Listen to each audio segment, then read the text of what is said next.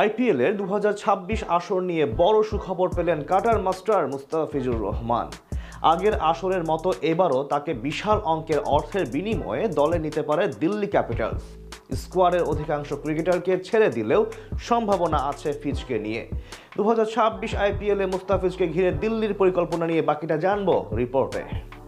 বল হাতে অসাধারণ এক বছর পার করছেন কাটার মাস্টার মুস্তাফিজুর রহমান। চলতি বছর দুনিয়ার সবচেয়ে সফল বোলারদের মধ্যে তিনি একজন। বিশেষ করে টি-20 ফরম্যাটে সেই পুরনো দিনে ফিরে গিয়েছেন বাঁহাতি এই পেসার, যেমনটা নজর এড়ায়নি ক্রিকেট বিশ্বের ফ্র্যাঞ্চাইজিগুলোর। বিশেষ করে আইপিএল এর দল দিল্লি ক্যাপিটালসের নজরে ঠিক আঠার মতো লেগে আছে তার নাম। 2026 মৌসুমের নিলামের আগে তাকে নিয়ে বড় সুখবর দিল শীর্ষ ফ্র্যাঞ্চাইজিটি। তাদের সংক্ষিপ্ত তালিকায় জায়গা করে নিয়েছেন দ্য ফিজ।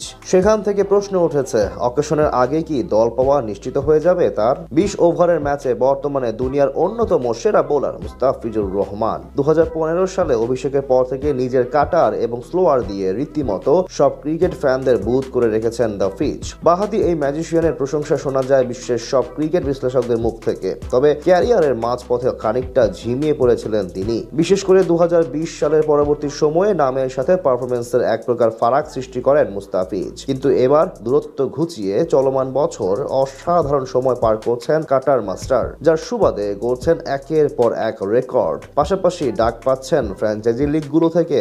আন্তর্জাতিক ক্রিকেটে অভিষেক হওয়ার থেকে নিয়মিত সুযোগ পান দুনিয়ার শীর্ষ ফ্র্যাঞ্চাইজি টুর্নামেন্ট ইন্ডিয়া প্রিমিয়ার লিগে। গত সিজনে নিলাম থেকে দল না পেলেও ডিরেক্ট সাইনিং এ শেষ দিকে দিল্লির হয়ে দেখা যায় তাকে। ব্যক্তিগতভাবে আসরটা একেবারেই মন্দ কাটেনি কাটার মাস্টারের। 3 ম্যাচে 4 উইকেট শিকার করেছেন তিনি, যার মধ্যে এক ম্যাচে শিকার করেছেন 3 উইকেট। যেখানে বাকি বোলাররা রান দিয়েছেন 2 হাত ভরে, সেখানে ফিজ দিয়েছেন দারুণ কিপটেমির পরিচয়। তাই তার উপর খুশি ক্যাপিটালস ফ্র্যাঞ্চাইজি, যদিও বদলি হিসেবে যোগ দেওয়ায় তাকে রিটেইন করার সুযোগ নেই দিল্লির কাছে। তাই চাইলে মিনি নিলাম থেকে নিতে হবে, আর সেখানেই ফ্র্যাঞ্চাইজিটির সংক্ষিপ্ত তালিকায় নাম আছে ফিজের। ভারতীয় গণমাধ্যমের খবরে জানা গেছে, আগামী 15 নভেম্বরের মধ্যে আইপিএল এর 10 দলকে জানিয়ে দিতে হবে তারা কাদের ধরে রাখবে ও ছেড়ে দিবে। আগামী ডিসেম্বরে হবে আইপিএল এর মিনি নিলাম। তার আগে বেশ কয়েকজন ক্রিকেটার ছেড়ে দেবে দিল্লি ক্যাপিটালস। এমনকি নিজেদের পেস ইউনিট ঢেলে সাজাতে চায় ফ্র্যাঞ্চাইজিটি। সেখানে অবশ্য মুস্তাফিজের দিকে তীক্ষ্ণ নজর আছে তাদের। তাই নিলামে ফিজের প্রতি আগ্রহ দেখাতে পারে ফ্র্যাঞ্চাইজিটি।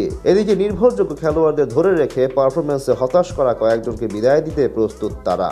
এই তালিকায় ভারতীয়দের পাশাপাশি বিদেশি ক্রিকেটাররাও রয়েছেন। ছাড়পত্র পাওয়ার সম্ভাব্য খেলোয়াড়রা হচ্ছেন করুণ নায়ার, দুষ্মন্ত চামিরা, ডোনোভান ফেরেইরা ও মোহিত শর্মা। তাদের বাদ দিয়েই ফিজের দিকে হাত বাড়াতে পারে দিল্লি। আইপিএলে এখন অব্দি 5 টিমের হয়ে মোট 60 ম্যাচে 65 উইকেট শিকার করেছেন মুস্তাফিজ, যেখানে মোট 3 সিজন খেলেছেন দিল্লির জার্সিতে।